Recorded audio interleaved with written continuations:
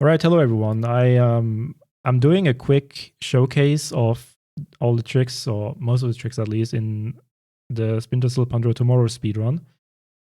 And this is to give a small overview of the speedrun itself and also explain some of the more technical stuff that might not be very obvious as a first-time viewer. But I'm not going to go through all the run, but I will show some sections that are interesting and most of the tricks that I can think of at least. And the speedrun starts right away with a skip actually. You're supposed to do a bit of parkouring, but if you drop here with a specific timing, you can land on this collision on the fence here. And then there's an invisible wall here, but with some very precise movement, you can actually get across that. There are safer ways to do that. This is the beginning of the run, so I go super risky and just go quickly like that. So that's the first thing. Nobody welcomes you to the speedrun. And also like menuing. You can menu at the key press in Pandora Tomorrow, unlike in... when I actually mute this video. Unlike in Splinter 1. So this is nice. So equipment management is actually, I think, the most interesting in Pandora Tomorrow out of any other Splinter speedrun. And then there's actually a trick here that is also interesting. Over here, if you have high enough FPS and stable FPS, there's, for some reason, some invisible, I guess, ledge you can run on top of, like this. And this allows you to go out of bounds here, which is really cool in my opinion. And for the mines, we just jump over them. And yeah, this is going to be relevant later. But wall jumping and wall kicking have been removed from Pandora Tomorrow, basically. But you can still do a split jump if you have like two walls opposing each other close enough. Then you can do this. This is going to be relevant later, but you can't actually... normally, you cannot just do a wall kick like in Splinter 1. They removed that mechanic. No capping here. I do cap the FPS in Pandora Tomorrow. I think to, what was it? I forgot. Maybe 100 or something. I forgot. And then there's another skip here, and this one is quite tricky. But you can jump on that fence, and it actually only saves 2.5 seconds over the other strategy. But this is kind of cool. Are you supposed to cap the FPS for a speedrun? Depends on the game. In some games it makes sense, and that's why you do it. Like in Pandora Tomorrow, for instance. But yeah. Another thing here is, actually can show that off as well. The beginning is quite convoluted in technical things, I guess. But this is where Sardono is and a bunch of guards. But you can just, if you're lucky enough and do the right pathing, you can just run past here like that. And this is actually kind of cool. Because you can do this if you're fast enough. You can actually talk to Shetland before he gets up, and then you're like blocking his spot. And what happens is he basically gets teleported to the chair, and now you have Shetland in the chair. It's kind of a fun little thing that you can do, but which we always do in the speedrun by default, unless we mess up or something. So yeah, not much more to say here. Oh yeah, one thing I can talk about is... Actually, I'm going to show this. I'm going to turn up the volume. If you listen, this is kind of funny, coincidentally. It did, thanks. I'm doing the best I can. Word crunching's what Nice PDA. Can you read it? It's phonetical, mama. Your guess is as good as... Would you stay if I said No. This ice cold no from Sam Fisher when Ingrid says, "Would you stay if I said?" And then she gets interrupted and she just says no. It's kind of a meme in the community. Like, people love this part just because it's so stupid. But yeah, another like common thing in speedruns is to just tank the fall damage. Like here, for instance, just go down here. And then another thing I want to mention is you have this laser pointer in Pandora Tomorrow, which is super broken. Because if you play Splinter 1, you will know how incredibly inaccurate the pistol is. Even if you're standing perfectly still and crouching, it's still inaccurate. But here you have this laser pointer, even though it's kind of like wobbly. Wherever it points is where your shot will go, and we abuse it in the speedrun. We just can quick kill people with a pistol like that. But now, this is also funny dialogue-wise. You listen.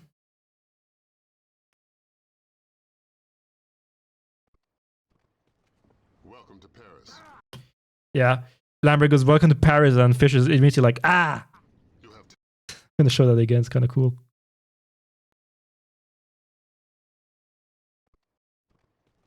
welcome to Paris.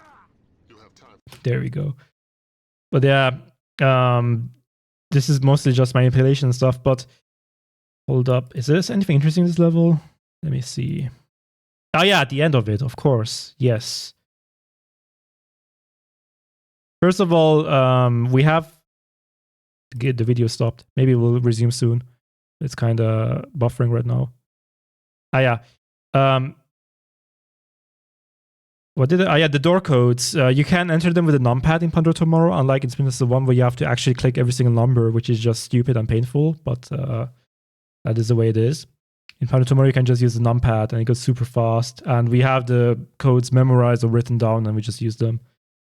But the ending here is very interesting, I would say. I'm going to actually turn up the sound. We can assume he's not CIA. This is a more technical part, Murder frozen order. the speedrun. You can't murder the dead. Processing. Where they pull the brains out of the skull. Okay, you just saw a lot of things happen here. There's this vent, this steam that will kill you when you touch it, and there are two conditions to deactivate it. The first one is to damage. There's like a vent thingy, or like I don't know what to call that, a valve thingy. You have to destroy that, and the second one is you have to interrogate Koldebuff, who's in the next room here. But what we're doing is you're not even supposed to be able to destroy that until you've gone through Koldebuff, if I remember correctly. I could be wrong about that, but I think that's how it works. But it is for some reason still destroyable with a frag grenade. Like, it's actually glitchy in that way that fragging it will destroy it, but then still this is still going on until you interrogate Koldebuff. And what also happened here is we skipped this long cutscene. Wait, I'm gonna show it again. Can't murder the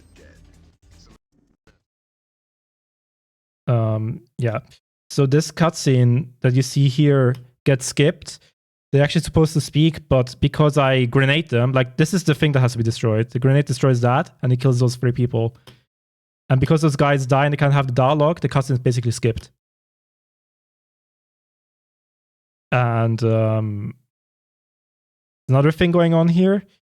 Depending on where the grenade lands, you can hear Koldebuff go, "Ah!" But if you're too slow, in that case, he will basically just blow up and die. But if you're fast enough and get to this room, or if you go back to the other room from where you came from, then that also works as a backup. But yeah, we just talk to him and then we can finish the mission. But yeah, you can see this quick save quick load here. That skips dialogue. I'm actually going to show the sound so you can see how it works. Every time, Right. let's describe it this way. That works in the first 4 Splinter Cell games. Anytime there's a dialogue running in the background and you make a quick save during it, and you load it, the dialogue is skipped. Or in other words, whenever you load this, a save file where there was dialogue running, then that dialogue is skipped entirely. And then, yeah, we just go to the end. But yeah, we just skipped a bunch of dialogue. And now, okay, this is one of like the key moments in the speedrun. If you remember the train level, if you ever played this game casually at least, you're supposed to go inside the train.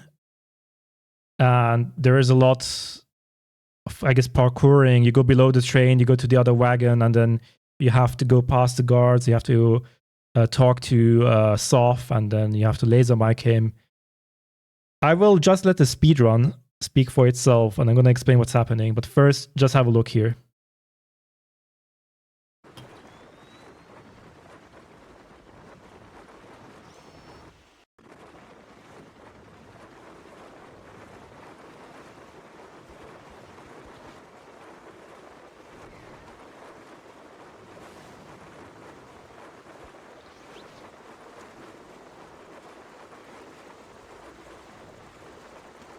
I will explain that very soon.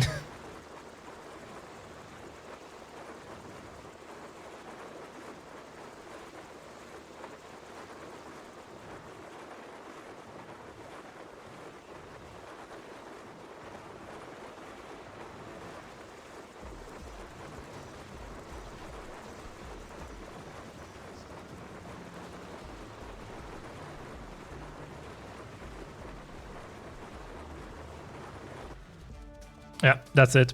Okay, so we skipped the whole inside part of the train there. I'm gonna mute the video again. Give me a second. And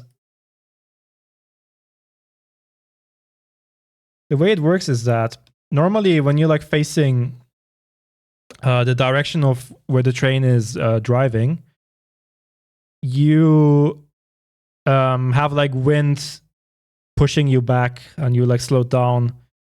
And whenever you try to get up, you get pushed back and then go back to crouching. Or when you try to jump, the same thing happens. But you can zigzag around and you can go faster like that. And what we're actually doing here, as I said, if you're like facing forward, like in the direction of where the train is going, you will have this like issue where you cannot go full speed. And whenever you try to get up, etc., again, you get pushed back and stuff. But we tricked the game into having a very specific angle. And basically, for a tiny amount of time, you're actually facing the other way, but you're walking backwards with high speed. Like you're running backwards as if you were running forward. It's like a movement glitch, basically. And during that time, we actually jump from the first wagon to the second one. And that's how that works. And the convenient thing is that the trigger that you hit at the end of the level is already here. You just hit that. And then you just finish the mission normally. And then you can see also this guy T-posing up here because it's not loaded in correctly. And you have two Ospreys. The one that dropped you in, it never deloaded because it never went to the train. And the one that basically exfiltrates you. Yeah, and then apparently in my PB I didn't look at the helicopter, but you could see the T-posing guard there. It's kind of fun. Maybe I will show. Yeah, you can see him be here a little bit if you pay attention. Okay, so I was talking about the wall jumps. This is the first one coming up in. I'm actually going to turn up the music because it's good music. The first one coming up here. Even better. Shinbet. Spooky. Only torture. Imagine if Paris 1 hadn't trolled me with the door. But yeah, here, as I said, if there's two walls close to each other, you can jump. Actually, this one is normal. You can just do a split jump here. But what we do here is we actually exploit it. Like this is intentional split jump. This is nothing extraordinary. But what we do here is a weird glitch. If you jump and you time it perfectly around here, you will see a pause happening. What happens, I don't know why exactly, but the part of the animation that puts you, like pushes you off the left wall gets cancelled out and you get extra height. And what this allows is, it gives me extra height and I go out of bounds like that.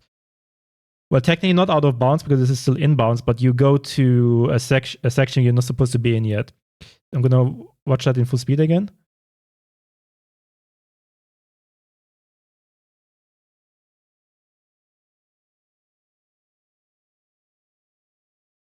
Yeah. And we skip the F2000 because normally I'm going to... Can I see the barrier here? You see T-posing guards because it's not loading correctly, like this guy or this guy.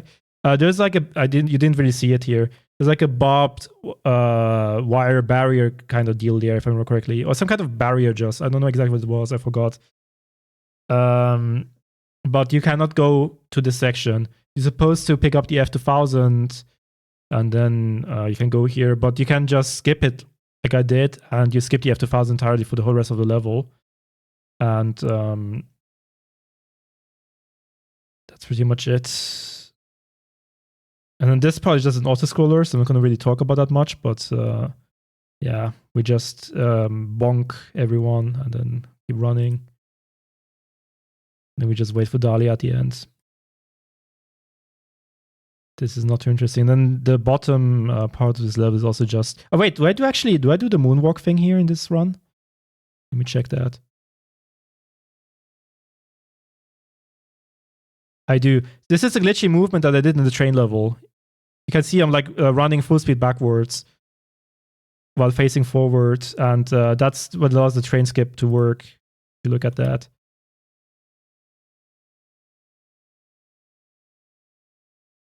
Jacoby.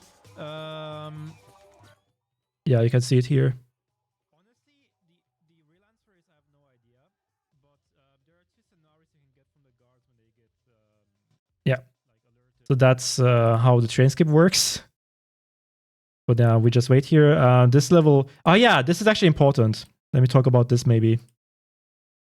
There are two scenarios here in the casual playthrough. You can either, like Lambert tells you to kill Dahlia Tal. You can either actually do it or you can not do it. If you don't kill her, you will have 4 patrolling police officers at the end of the level.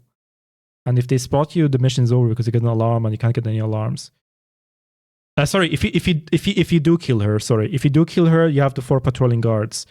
If you don't kill her, Dahlia Tal comes back at the end with 3 other guards, and they all have snipers, and they basically watch the quality with snipers. I think a lot of people don't even know about that. But in the speedrun, the currently fastest strat is to kill her. And this is so we can do this strat. At the end of the level, now we have the patrolling police officers. We just shoot the wall in the back, and that distracts all the enemies. I'm not saying more than that's a typical Splinter speedrun thing, AI manipulation. But in this case, I think that's a really good showcase of what that means.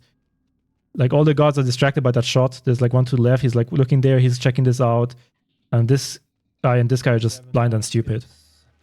And then I just go here and dialogue skips and I finish the mission. And then okay, the next level. You will notice that I do a quick save, quick load here. And this is also to do a glitch. Pandora Tomorrow has this really, really unique and weird glitch that whenever you load the save, all the bodies on the map until that point do not get registered for the body check. What does that mean? It means I just quick save and quick load, and I skipped an alarm that I would get from hiding the body, from not hiding the bodies. You don't have to hide bodies in Pandora Tomorrow. Just quick save, quick load.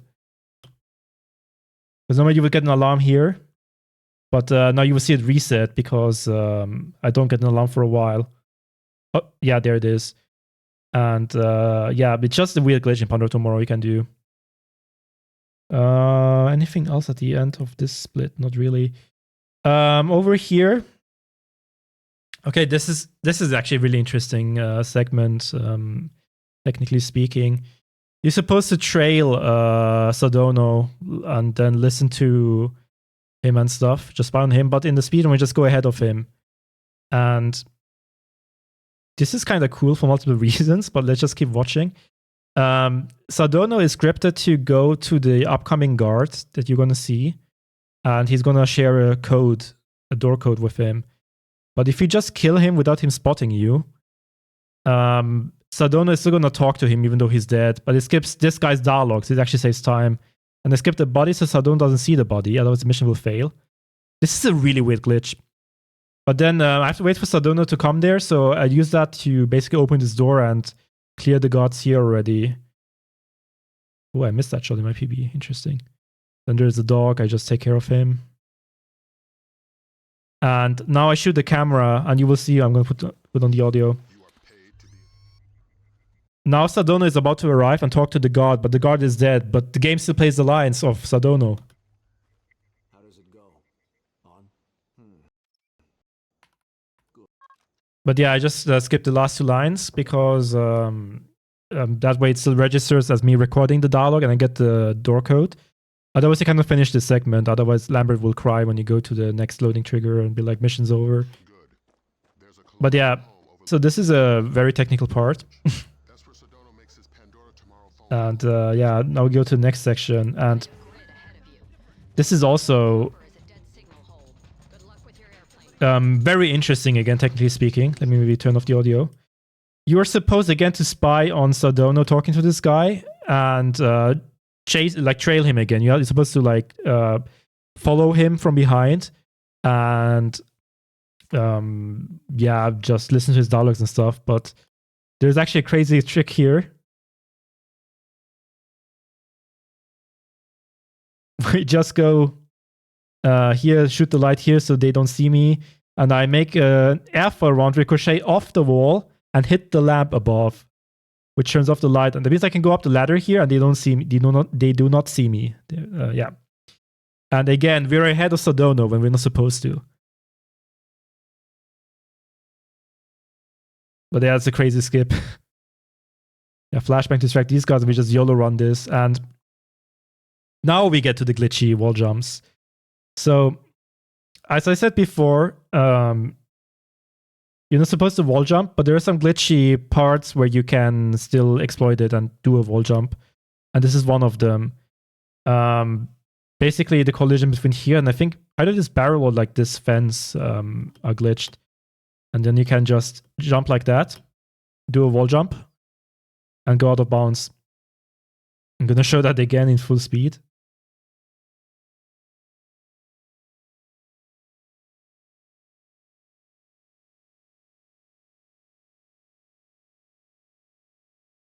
But yeah, this allows you to skip the whole ending part where you have to listen to Sardono again. So we just keep skipping Sardono in this level for some reason.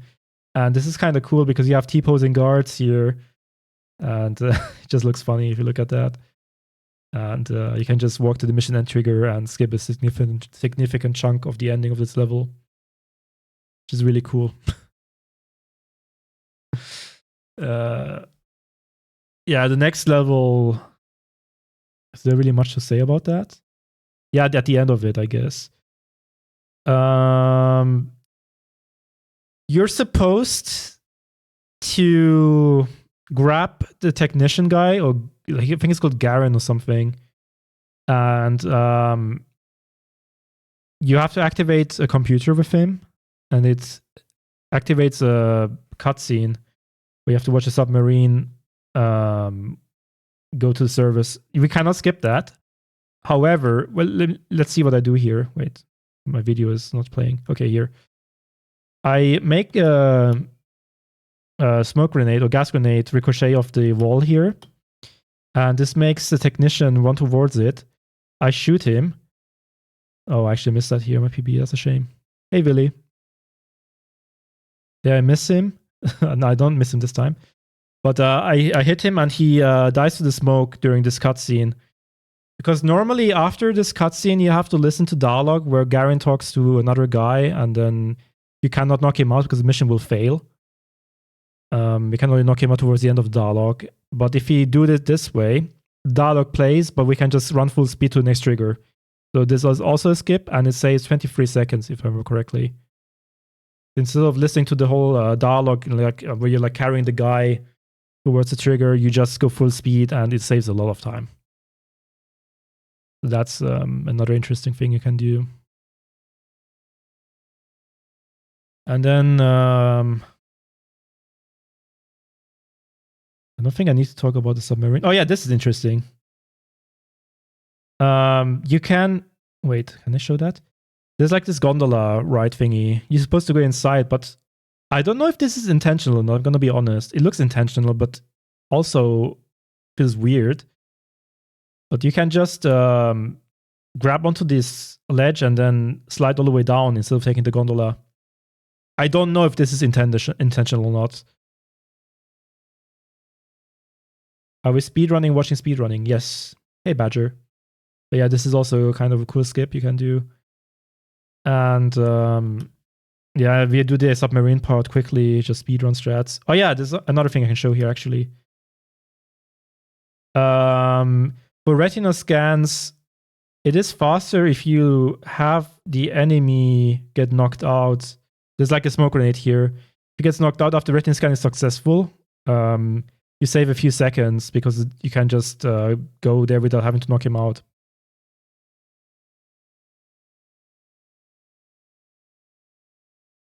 And then there's another skip at the end of this level. Instead of going to the tower, we just drop down here.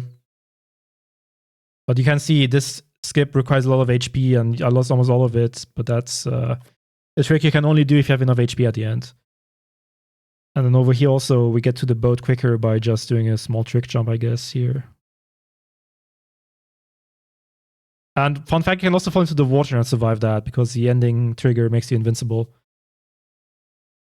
And then at the beginning of the next level, you can just drop down here. And yeah, the rest is just speedrun stuff. There's actually a really cool minivan trick, but I didn't do that in my PB because it's slower by a tiny bit. But it's a really cool trick that I don't do in my PB. And then yeah, the rest is mostly just speedrun stuff. Yeah, here, this is a tricky section. A lot of AI manipulation, but I tried to get this guard, this colonel, to run to here. And this, I threw a gas grenade again. And this is, again, the retina scan trick. And hopefully I can open it before he dies. And then I save a lot of time by going through this door. And over here, so this grenade that I just threw, let me maybe go back.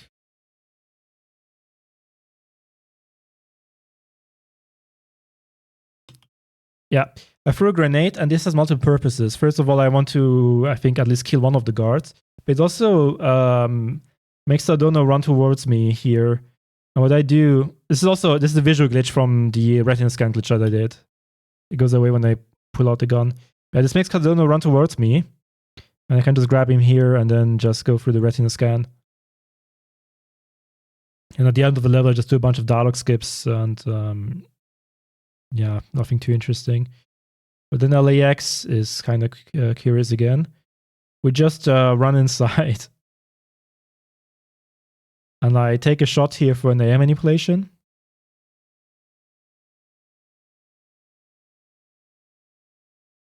Distract the guard and the dog. And actually, I'm going to let this play out. This is not really that fascinating trick-wise, but there's a lot of fast execution going on back-to-back, like a lot of quick thinking and shooting.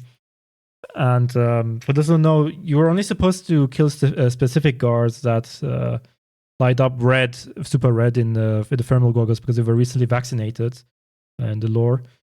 And I already know in the speedrun who that is, but let's just watch the whole segment here. You're inside LAX. You're kidding. That was way too easy. Basically, we've got gaps in the armor, and you're not the only visitor that slipped through. Great. Grim, you got anything on how they're communicating? Yeah, it's an ultra-wideband local network, node-based. They've got 10 members online, including Saul. Then we're looking at 9 terrorists you're going to need to neutralize before you find Saul. If all of Soft's men have been vaccinated for smallpox within the last 10 days, then it's a safe bet they're running a few degrees hotter. Yes, Badger, that is what I said. I can maybe explain a bit more about that, but basically the Pandora Tomorrow story is about preventing a bomb from going off that will give you the smallpox or something, or like some kind of deadly version, like some kind of disease. It's a biological weapon. And those guards are basically in on it, and they were vaccinated against that virus. So you're basically trying to prevent the virus from releasing. But because they were recently vaccinated against it, they have a higher temperature, and they are like redder than the other guards. It seems they have 2 more But yeah, that was this part. We're almost done with the speedrun already. There and find him. Fisher. But yeah, you can actually see he's redder than the others. That's the main enemy. You have to scope him. Okay, we've got him. Oh yeah, this is a cool skip. If you can you see it actually? There is like this vent here, or whatever you want to call it. I don't know. On the ceiling of the elevator. This has no collision for the reason, and we can actually exploit that as a glitch. Before the elevator goes up, if you're fast enough, 33 box. you can already go up here, and this saves 5 seconds.